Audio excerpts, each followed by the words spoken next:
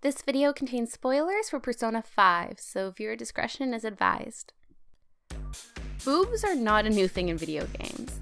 In a heteronormative male industry, TNA are at the forefront of many character designs.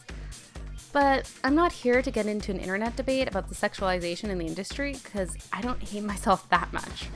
But what I do want to discuss is how Atlus presented unsexuality as not just a personality trait, but as a driving force and conflict in a young woman coming to terms with who she is. And you may be saying, hey, there's a lot less psych terms in this video, so why call this video the psychology behind unsexuality? And it's true, I won't be getting so much into formal definitions like my previous video. But here's the thing, mental health clinicians themselves stray away from formal definitions of these theories because they're simply starting points. People aren't simply one label or another, they're mushy balls of different experiences and chemical reactions. However, I will be utilizing the biopsychosocial model as a lens in my video. The biopsychosocial approach is basically where a lot of modern clinicians tend to lean. It's the idea that your biological makeup, your inner struggle, and your environment all interact to make you, well, you. Takamaki, or Takamaki depending on your version of the game, is a quarter-American, blonde-haired woman who's seen as promiscuous by classmates at the beginning of the game. She has one friend, Shiho, but is often seen as an other to her classmates.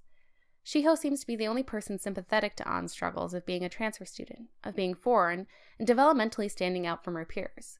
When she becomes a member of the Phantom Thieves, there are a few times she is sexualized by her peers, but she tolerates it, as for the majority of the time she's simply seen as An, their friend. But there's an inner conflict to An's sexuality as well. It's obvious what the first part of this is, with her almost self-hatred or self-blaming when it comes to Kamoshida. It's not just that she believes her actions could have changed what happened to Shiho, at least before she confronts Kamoshida at the end of the first palace. It's that she believes she should have acted because of how she looks.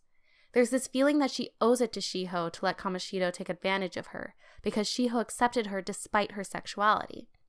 And yes, part of this is her caring deeply for Shiho, but the other part is her not feeling worthy of Shiho's affection. After all, in An's eyes, she's done nothing to earn Shiho's friendship. She's a girl that other students hated, except when she was sexualized. When An confronts Kamoshida, she retakes her sexuality for her own. There's a reason why her Phantom Thieves outfit has a dominatrix-esque look to it. And sure, this seems a little intense for a 16-year-old, but if you've made it this far into the video, I'm going to ask you to put on your big kid pants here and be adults for 2.5 seconds. Your hormones are raging at 16. Your body has changed in all these weird ways in the past couple years, and your frontal lobe, the area of your brain in charge of reason and personality, is all messed up. Unless you're asexual, you're starting to become obsessed with your preferred persons or people's physicality. You feel like an adult and you want to be an adult. But you're still 16. 5 years ago, you were watching SpongeBob. Okay, maybe you're still watching SpongeBob. And not only are the people you're interested in starting to notice that you're adult-shaped, adults are starting to notice that you're adult-shaped. But your brain is still developing. You feel out of control of your own body, a self that is interested in sex, but also wants to be seen as they always were. So the symbol of the dominatrix represents acceptance of sexuality, but on An's terms. You can see this in her exchange with Yusuke.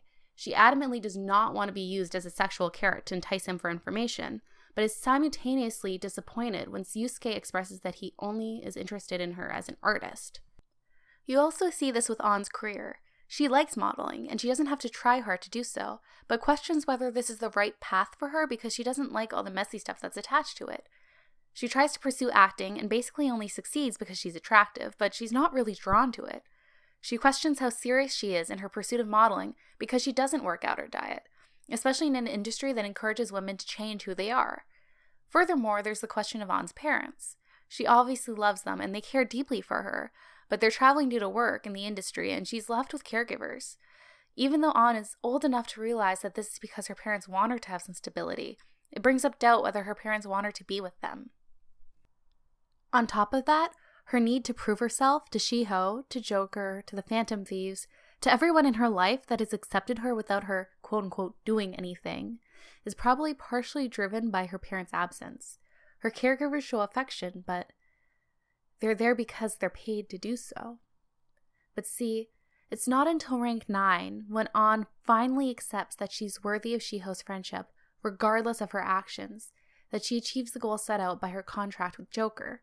She can finally accept that who she is and how she looks is worthy of acceptance on her terms, regardless of her actions. Acceptance isn't something that you earn. As Brené Brown has said, you are imperfect, you are wired for struggle, but you are worthy of love and belonging.